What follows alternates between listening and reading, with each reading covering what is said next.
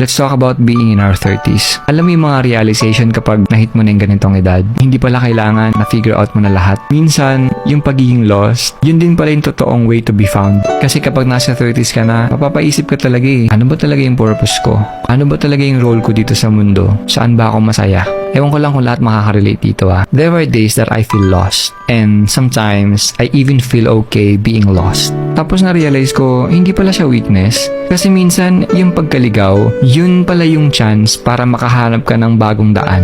Dati kasi akala ko, straight paths, clear goals, as in lahat nakaplano. Pero habang tumatanda, mas naintindihan mo na life is not a race, is not a checklist. Minsan mas maganda pa yung mga surprises na hindi mo ina-expect kesa dun sa mga naplano mo.